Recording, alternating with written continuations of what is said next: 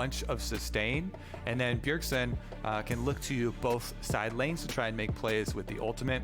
Again, like I highlighted in the last game, vision is your #1 priority when you're playing this champion.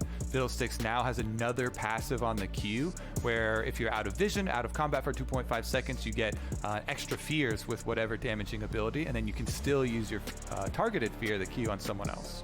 Yeah, you can either nuke the guy who's been feared, or you actually CC someone who hasn't been feared up just yet, and just kind of ensure that you've got coverage over everything that was going on right into this one. So physical damage is really coming out of Spica and Broken Blade here into this one. Volibear versus Ornn. If they're taking a long trade, Volibear is going to heal back to full HP forever. And so that's going to be, not a sort of drain fight that the Ornn's going to want. So we'll see how that one plays out over time. Still going to be a very exciting matchup between these teams because, certainly FlyQuest got to see what was going on, right? They got to watch the game from yesterday. They knew it was available in the draft. They knew Tank Fiddle was going to be a possibility.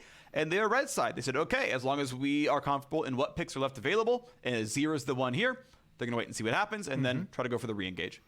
And it is popular in solo queue. Like I said, I've seen Niski playing it in addition to Bjergsen, so multiple people are getting some time in on this champ. As for the Volibear, I think you hit the nail on the head. I think we're going to see another of the Conqueror Volibears. You can go press the attack for more burst damage, but if you're fighting an Ornn, you probably want more sustain. Ooh, looks like we get a little preview. It's the Grasp for Volibear, so Broken Blade going to get a bit more tanky when going for those trades.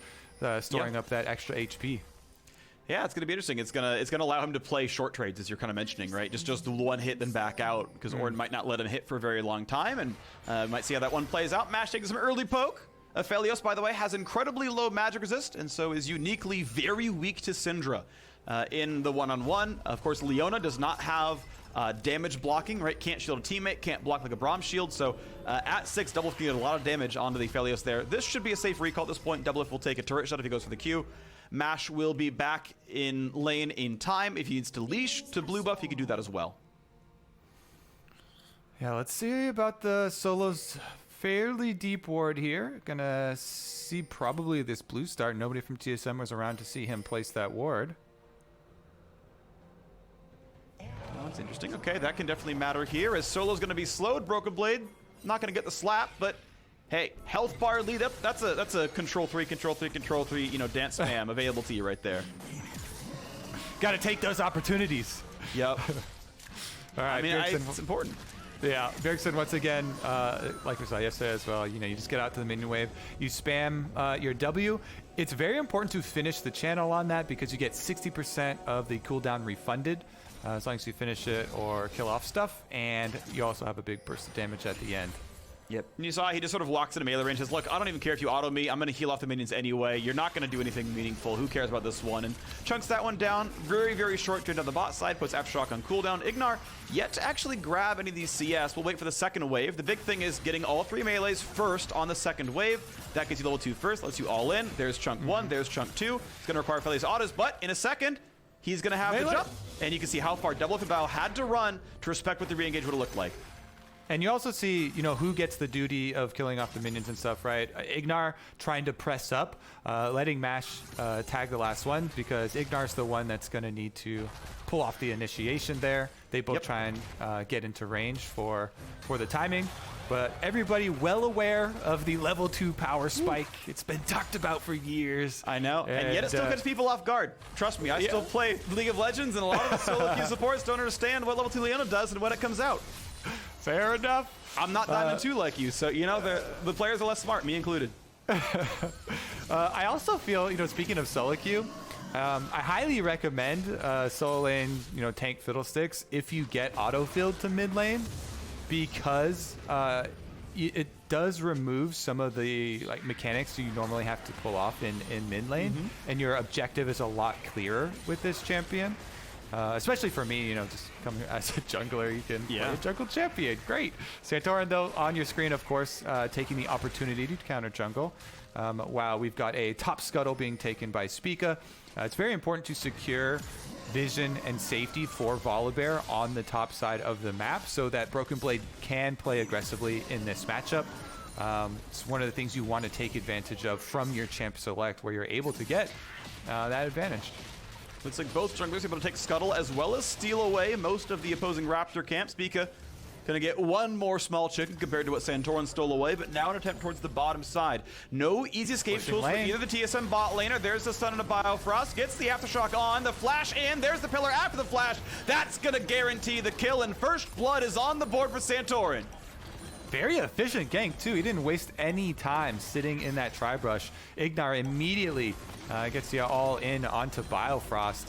Now, Doublelift threw a sphere at Mash and then tried to stun. I think I might need to see the replay to see if he actually got the stun on his Scatter of the Week, though. It looked like only the slow. And that would pause some of the damage, delay some of the follow-up from Mash. Here's another look at it. Right out of the brush, he does get, Mash is able to keep autoing. They did a really good job there from IgNar right out of the brush. Surprise combo onto Bio, though.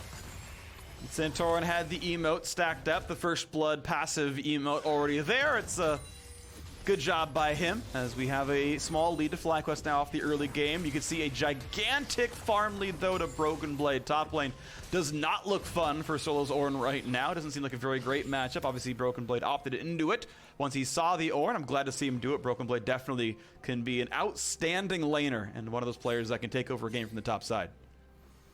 All right, right back out on the map. Spica and Biofrost trying to work together to invade and get some vision. They've walked over a lot of wards that were previously placed by FlyQuest, though, so Santorin won't be caught off guard and should know to sweep as he's walking through his own jungle. We're walking down the river right now in a pair, and we'll see if Santorin's going to be around to stop them in time. No vision, I believe, in this brush, but FlyQuest know to be afraid down here. IgNar says hello, sees, oh, that is a hook onto Mash, but he's not ready for the rest of it. The wall just in the right spot, and by the way, Santorin right behind him. Second stun comes out. Look at the counter gank. It's beautiful. Mash on a double kill. I think, you know, the trailing information of the FlyQuest wards that Spica and Bao entered on to go on this long path towards bottom side, giving FlyQuest enough time to set up a reaction here. And now 2 kills onto Mash with the counter gank here for FlyQuest. Plus, Santorin gets to just beat down this dragon with nobody intervening. Huge start now for FlyQuest. Yeah. The Lux double thumbs up, by the way, from Santorin as the war goes over the wall. He's like, yeah, I'm on Drake. What you gonna do about it? Nothing. It's what I thought. And here comes the dive topside, though. They're gonna turn the turret off. There's the Crow Storm over there as well. Solo down to 400 HP, drained, and the chunk comes through. Bjergsen, not a problem, but he's slowed. He's gonna get out of range. He'll stay alive. The chunk comes down. The turret plate's gonna fall. Great dive to the top side. That's the second time I've seen Bjergsen show up and get Broken Blade a kill up there. Yep, he can't go bottom because bottom just got turned around on them, so takes the opportunity to still look for a proactive play. Here's another look at Santorin coming down over with the Blast Cone, though. As soon as they see Biofrost, Santorin's already in position. They know he's here. Red Smite, they just annihilate him there with the Aphelios. And then really nice pillar as well from Santorin.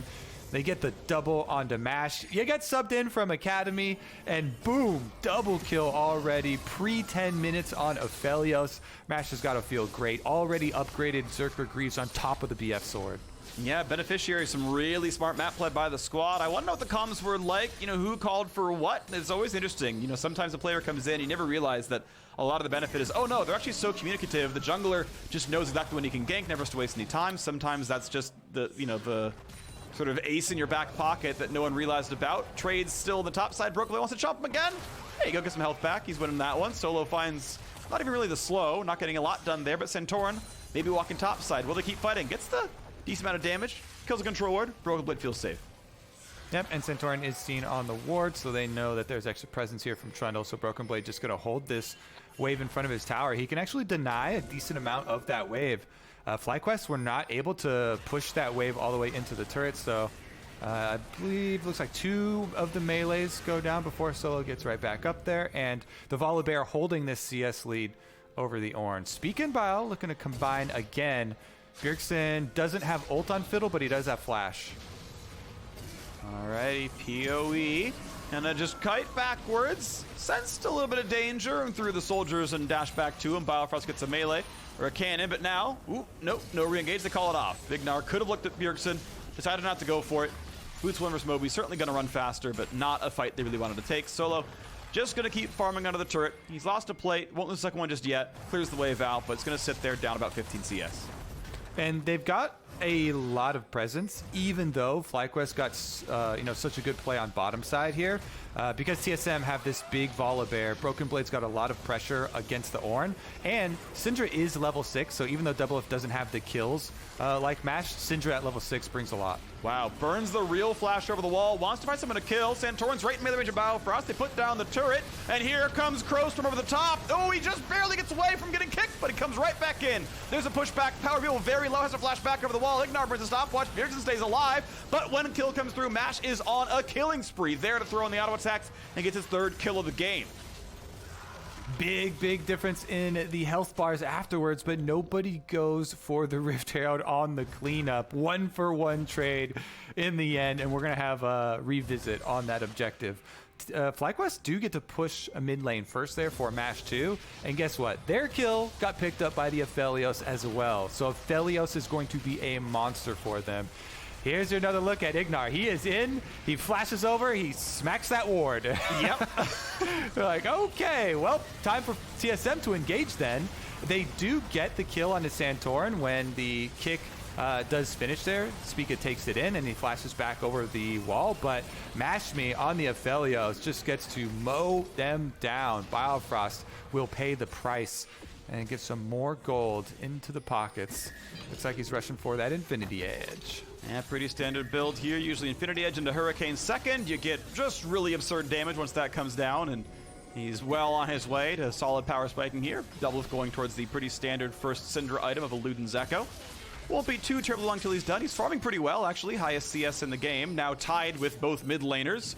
Okay, now tied 4-way as Mash clears out most of the wave, and then Bjergsen takes first place. But for a time, I was right. Doublelift had the most farm in the game. That's all that matters. I remember a time when Feek was right. Bjergsen! Oh, that is a lot of crowd control. Aftershock or not, good luck getting away from this one. Well, now with Spica here. Misses the Q, hits a minion for that one. A silence and a slow comes down, but still Spica's at 400 HP. Got the rest of the squad, though, and they will stay alive. So good survival there for the TSM duo. Remember, it is a tank Fiddlesticks. He Yes. has double rings into the makings of the Spirit Visage, so lots of health there. And then once the CC is used to get the pick onto you, you know as Fiddle that you don't have to panic because you can just channel your W, channel your drain, and regenerate a lot. So with just Spica there, they dissuade FlyQuest. Here is that attempt number 2 on the Rift Herald we were talking about, though. Yep, still 2 minutes to go until the plates drop, so no problem. Spica can grab this one, no problem. Summon it and walk about a quarter of the way off the map before losing plate gold. And as the minions fall, FlyQuest now look towards the bottom side. Syndra is last hitting under the turret, so that means Santorin can start the Cloud Drake. Pulls it outside of the pit and Mash the auto attack on a bunch of bonus attack damage. Pops the red Q, and this is going to fall down without any contest. Yep, and Mash is going to be the focal point here. It's a 2-carry team, and the Azir has no flash, so PowerOfEvil has to play a bit more safe every time they get a sense of any sort of these mid roams. He really has to be, able to give up some of the minions, play a little bit further back. I actually love that skin. I haven't heard the siren before on the police Volibear. Oh. I play a lot of like 5 pre-made normals with friends, and I'm never the top laner. I have heard so many people complain about, does this noise ever stop? The answer is no. It's on like all the time. Not everyone likes it, although as a spectator, I'm a fan. Fair enough. As long as the camera's not always there, then it won't get too much. He is still pushing, by the way. Still has that around 20 CS lead for himself. A little bit more effort being put up to the top side for FlyQuest, though, as you get IgNar roaming, and they've spent 2 control wards worth of vision resources up on the top side as well to kind of help him out. Yeah, Bjergsen feeling comfortable to knock down the minions. Doesn't get the cannon, but here's the Herald Summon in plenty of time. Mid lane turret's going to be under a lot of pressure. IgNar is here to defend, but this is still going to be gold donated over. If Bjergsen's close by, he'll get half. Biofrost can do the same. And it's all going to go to the jungler. All goes over to Spica. Bjergsen could not quite step up that far, so 320 gold goes to the Lee Sin. Not a waste of gold by any means, but obviously would have liked it on someone who's a bit more gold scaling than the Lee Sin jungle. The kickback, though, they might have found the kill in a Bjergsen, and indeed they will. Mash is on a rampage, and Biofrost is on his way back to the fountain as Santorin grabs his second kill of the game. And, you know, you can summon a mid, a Herald in a mid. We can send our army down there and knock that turret down just as fast. And the timing there, it's right as Mash is walking down the lane. Their Aphelios is here. This is the big carry of the team, and he's like, PowerOfEvil, I got your back. Go on in with Azir. It doesn't matter you don't have flash. He takes advantage of the TSM carries before they can get their own defensives back up. And really nice proactive play here from FlyQuest to capitalize. Now it's an extra one that went over to Mash. I mean, this is going to be the story of the game to track. Yeah. As we go further, there are so many things that an Aphelios is going to have to worry about, and FlyQuest will have to play around the flash timer of Mash, because you have to avoid a Nautilus stun setting up a Volibear dive, Fiddlesticks dive, and long range scatter of the week from Syndra. So like, there are so many things that can pierce through the back of even a very beefy front line that Mash is going to have to worry about being the big carry. Yeah, and I want to point out, right, the gold is basically equal. TSM actually slightly ahead despite the 4-kill deficit. That is a giant farm lead topside, plus 30 for Broken Blade. 30 CSD 15, very, very good. That is a high mark. Yes, it's matchup, sure, but still very good. And now, ooh, that hook almost landed on a PoE, but now it's the play right into the jungle. Biofrost, he's gonna burn the stopwatch. Bjergsen shows up, gets stunned. There's kill number 1, and here comes kill number 2. The damage was not there. The Crow Storm could never have been enough. FlyQuest get another 2 for 0, and they're ready to push mid. Yeah, it looks like we'll have a rotation around through the jungle as well. They're trying to catch Doublelift there, and you see Leona and Trundle, but Doublelift backs right back off, and TSM are going to play defensively after losing that fight. I don't think there's too much that FlyQuest can actually get in the way of objectives. Definitely some good kills for themselves, though. Doublelift really cautious about going back up to this turret, and rightfully so. Teleport comes down, though. It looks like TSM want to fight him off. Well, can Mash run away in time? A nice pillar's going to slow down Doublelift, but here comes Broken Blade. Shot a couple of times, but there's the fear, and that is absolutely the death. Doublelift gets 700 gold for the shutdown and is ready to get that next power spike. That is so big. And Mash, even with double summoners, there's no way he's getting out of that one. Broken Blade just teleports in, runs him down with the extra speed, and TSM do strike back. So another turret goes down, and they open up some territory to work with just in time. 45 seconds left on this dragon. What a close game here. I think it's very good, by the way, that Mash actually saved his flash, knowing that he was going to die, because the dragon fight is coming up, and this is third Drake if FlyQuest can actually get it. So important for both teams in the setup for this one. All right, 25 seconds till it's alive. Look at the gold yet again. 300 lead to TSM of bot lane. First turret going down. The shutdown to their Syndra, and you can see individual gold-wise, Doublelift actually back ahead over what those kills were because of those individual gains made. 10 seconds now on the Drake. Flash forced away from IgNar. They get the scuttle crabs. They have the vision.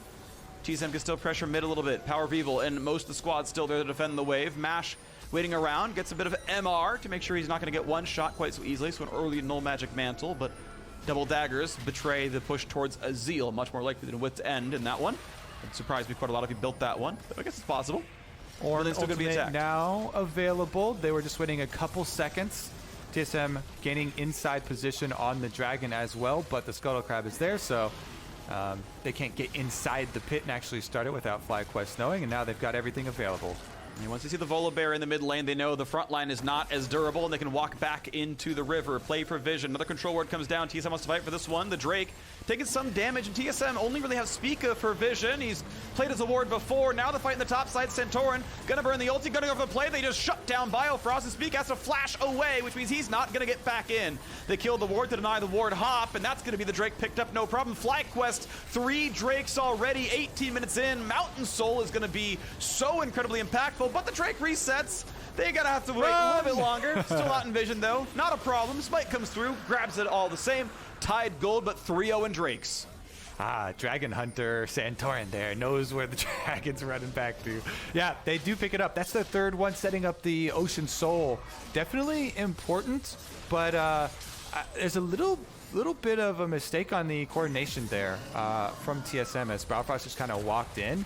And they have to be very careful because this experience lead for PowerOfEvil is definitely a big factor. In that fight, Bjergsen was level 10, Doublelift was also level 10, so they didn't have their rank 2 ultimates, which was pretty big.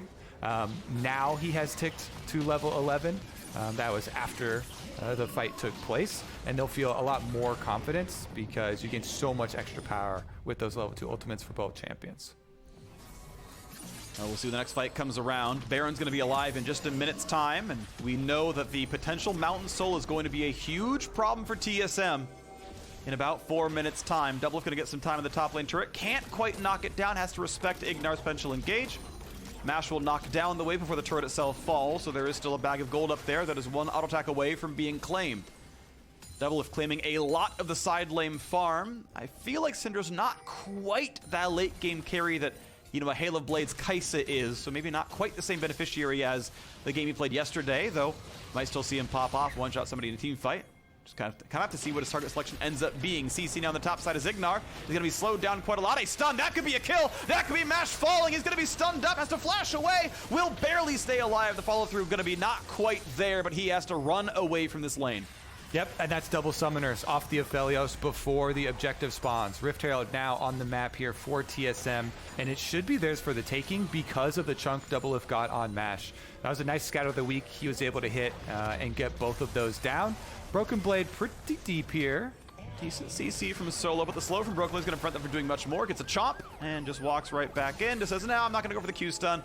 I'll just keep the move speed now. Re-engage though. Solo gonna find Spica. He is flashless on the Lee Sin. Solo finds the knockup now as well. Bjergsen's got to be careful. Has to flash the wall to stay alive. Spica ward hops to safety himself after kicking away an opposing member. Those are some important cooldowns missing for a short time, and crucially, Flash will not be up for Bjergsen for the soul fight. All right. Baron arrived on the map too, chased away the Rift Herald.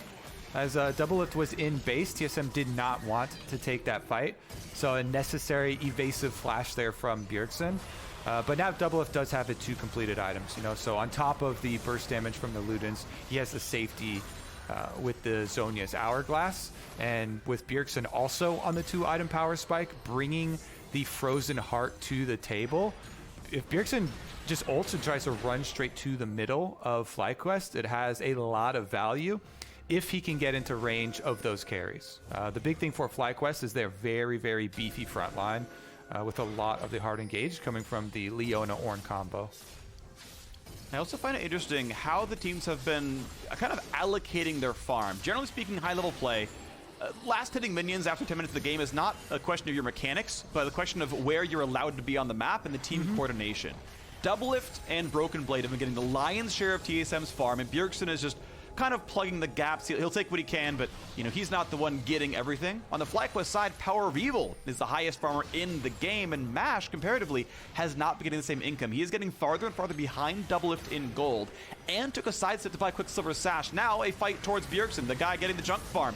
Not quite as high level as maybe he might be, but it's a 3v1. He's not getting away from that one. Kill goes over to Santorin pretty comfortably, but now a dive into the bot side. Into the mid lane, rather, as PowerOfEvil is trying to kite away, but doesn't have the ability to get out of this one. Shutdown comes in. Here comes the knockup onto 2. As the stopwatch comes over, Mash has to kite away from Spica, find some auto attacks. Doublelift, does he feel safe? Does he have anywhere to go is the question. As IgNar comes in, finds a bit of a stun, looks for the re-engage. Broken Blade can't quite get the last auto attack, and Mash is here to auto. Spica kicks him, cannot quite get the kill. Santorin's going to keep firing out, and they will find that shutdown. 3 dead on TSM, 2 dead on FlyQuest, and Biofrost is trying to run, but easy going to get away. He's only got the Merc Treads knocked into the air. 4 kills to 2, and FlyQuest win a team fight in their own jungle. What a scrap, Freak, into the FlyQuest territory. FlyQuest do get the pick onto Bjergsen, and TSM try and chase PowerOfEvil, trading mid laner for mid laner, but they chase PowerOfEvil all the way deep into the FlyQuest jungle. Let's take another look at the setup here. Just a nice move there with Fog of War and teleport being channeled, so they completely pick off Bjergsen. He's all left alone. No way he can get out. But on the right side of your screen, you see the TSM Juggernaut just jumping through the towers here. They go all the way into FlyQuest jungle, and then they're like, okay, how do we get out of this one? Doublelift does have Zhonya's for the Ornn ultimate, so he doesn't get stunned up there. IgNar flashes over to try and follow up stun on Doublelift, but he flashes away, and then IgNar is able to get the chain here. This is the close part. Mashmi goes straight in on the Aphelios to finish the kill, and almost got taken down by Spica back into a live fight.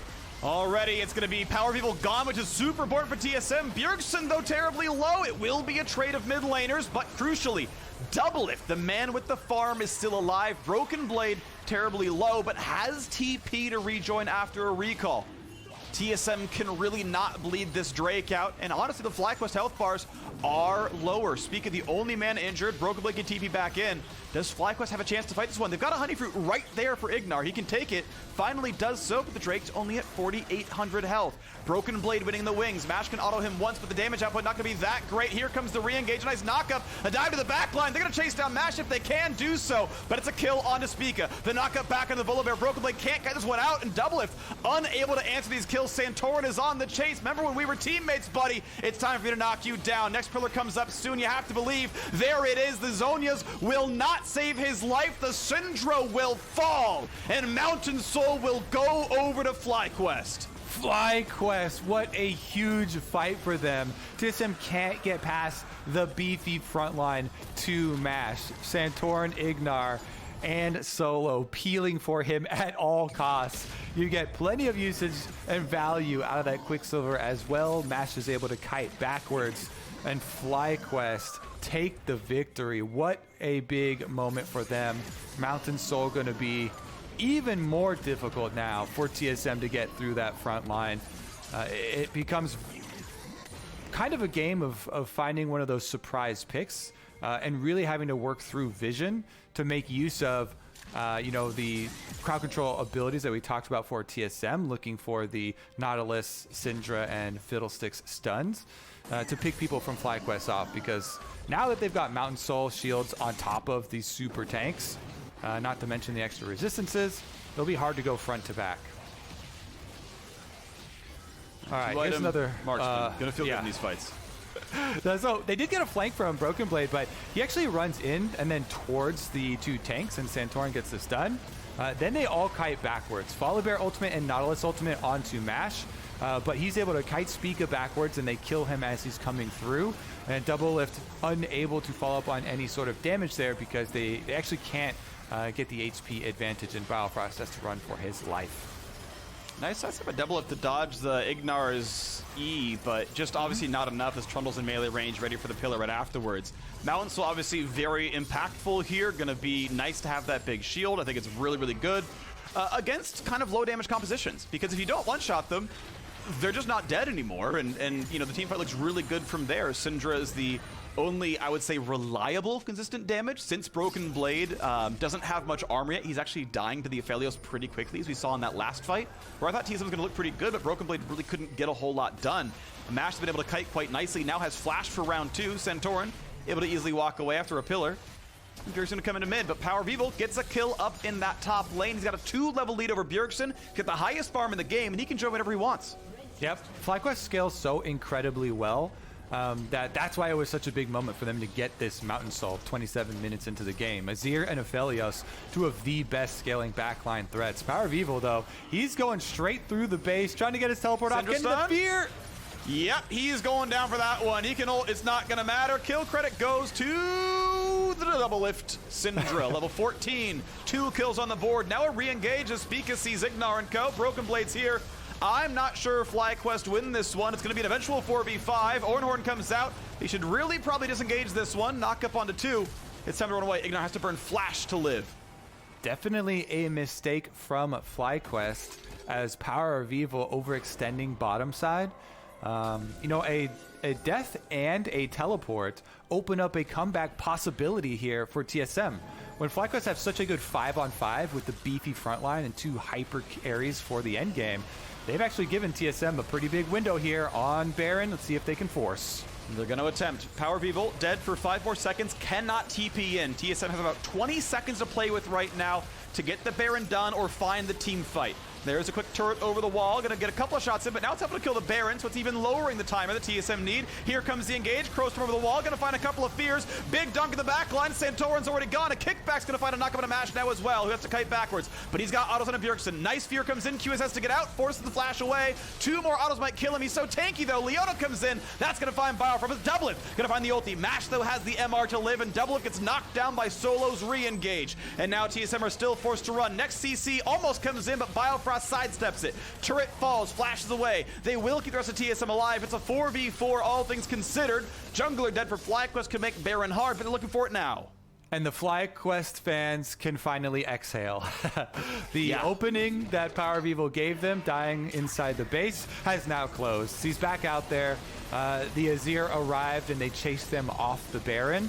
Extra kills going over to FlyQuest, plus the Baron reward, means that they can actually return to finish that job on the inhibitor turrets, and they should do so when they group up behind their tanks in strength of numbers for them, because it becomes very difficult for TSM to find victory if they've got their level 16 almost triple item Azir and 8 kill Aphelios safely behind their tanks.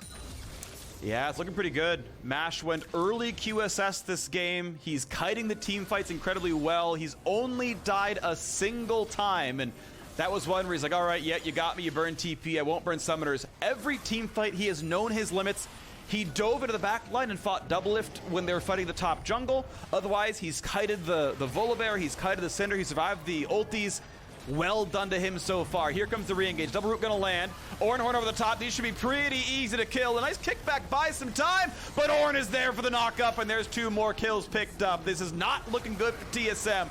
Broken Blade left alone, cannot flash out, but he can E over the wall, or I should say ult over the wall. PowerOfEvil, though, can E over the wall and eats him for a couple of, a 3rd kill of the fight. Now IgNar wants back in, looking for Doublelift. Can he find this opening? He's feared. He's taking some damage, but he's very tanky on Leona. Pops the stun. That should be an easy kill on a Bjergsen. Burns his Zonia's Hourglass, but does not have flash get away. So the auto's going to come through. He's going to ult to get farther back, but it's not going to matter. Doublelift's going to fall. Game over from a couple of those right there. FlyQuest know they have TSM right where they want them. Aced with a Elder Dragon coming up and a base right in front of their eyes. Yep, they can actually split objectives right now, because all that's necessary to kill an Elder Dragon is 1 Aphelios. Everybody else with Baron buff pushing up waves. You see FlyQuest actually getting 3 objectives at once as they push mid, bottom, and going for Dragon. Spica on a mission here. He's got to put a stop to this, but he's been scouted out. Yeah, can I roll for killing the dragon? You can certainly try. Can't get this one. This is going to be Elder Dragon going down, no problem at all. He's on the other side of the map now. He's like, I'm going to keep running in case they're chasing. There's the sign that the whole squad took that one down. Elder Dragon and a 10,000 gold lead to the remainders of a Baron buff. FlyQuest are winning this game. Yeah, I mean, successful outscale here. FlyQuest, they know they can play it slow.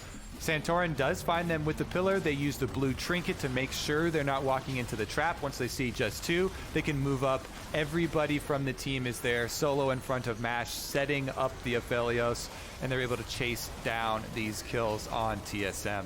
That was what TSM, had to do, though, is find some sort of, vision play, some sort of surprise gank there. Then IgNar, trying to cut them off, is able to stun them for long enough for the rest of the squad to arrive.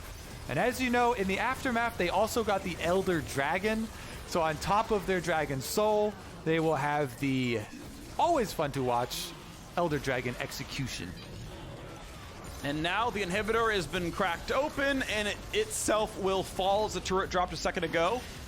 FlyQuest looking really good here in this one. TSM only ever got 3 turrets in this game. It's 23-8 in kills, and the gold lead still stays at 10,000 as more turrets fall, and the top side is now opened up for a bit more as well. Still a minute on the Elder Dragon. There is no team fight TSM could take that they would win with remotely equal numbers. The slows on a Broken Blade trying to chase that one down. A very tanky Volibear, obviously. And Santorin will let him walk back to his side of the base, but the waves are still coming in. Decent wave clear for Doublelift, not quite knocked up by Solo, but the ulti comes across, nearly finding the kill, and here comes the rest of it. Here comes the hard engage. Biofrost about to be executed down. He goes for the first one. Solo on the backside finds the second. Broken Blade forced to run away. 3 kills, and there is no defense left for TSM. 4 comes across. There's the flash into the fountain. A double kill at the end. MASH ends 11, 1, and 11. That is a beautiful play here out of FlyQuest.